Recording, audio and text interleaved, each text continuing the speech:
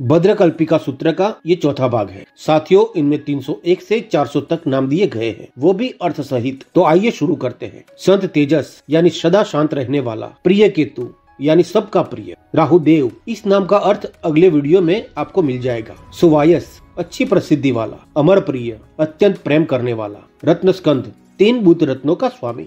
ललित विक्रम यानी सबको चाहने वाला। सिंह पक्ष यानी सिंह जैसे कंधों वाला। ज्ञानेंद्र यानी सब कुछ जानने वाला। सुमति यानी सुंदर बुद्धि वाला। लोक प्रभा यानी लोगों के साथ जुड़ा हुआ।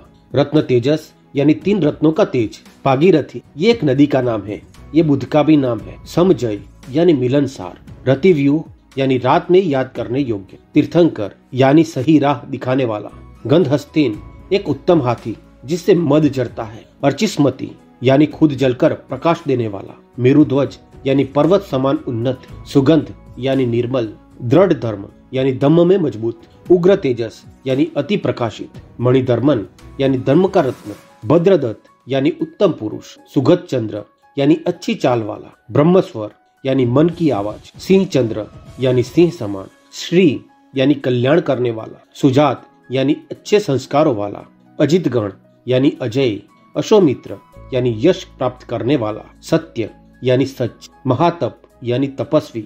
मेरु रश्मि यानी पर्वत की किरण।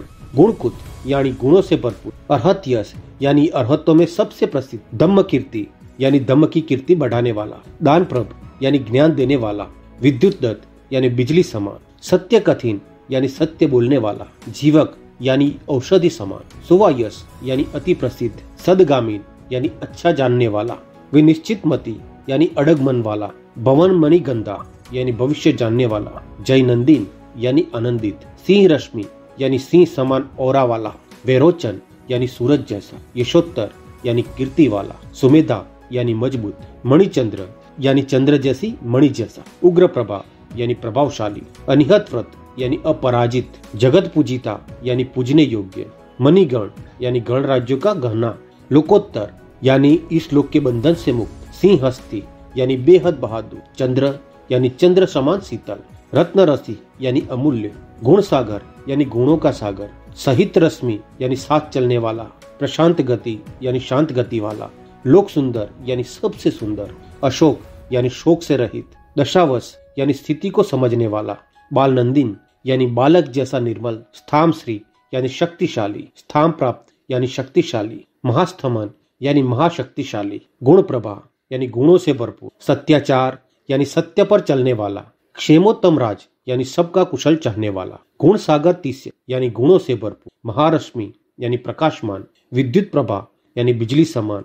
गुण विस्तरता यानी गुणों का विस्तरण करने वाला। रत्न यानी रत्न। श्रीपभ यानी सूर्य जैसा। मार्दमा यानी मार को हराने वाला। कुतवर्मन यानी कार्य करने वाला। सिंह हस्ता यानी सिंह समान। सुपुष्पा यानी पुष्प जैसा। रत्नोत्तम यानी रत्नों में उत्तम। सागर यानी महासागर जैसा। तरणीधर यानी धरती का स्वामी।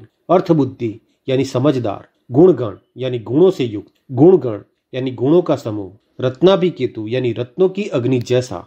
लोकांतर यानी इस लोक से मुक्त। लोकचंद्र यानी इस लोक में चंद्र जैसा। मधुर स्वर यानी सुंदर आवाज वाला। ब्रह्मकेतु यानी मन की सुनने वाला। ज्ञानी मुख यानी ज्ञान बरसाने वाला। सिंह गति यानी सिंह समान चाल वाला।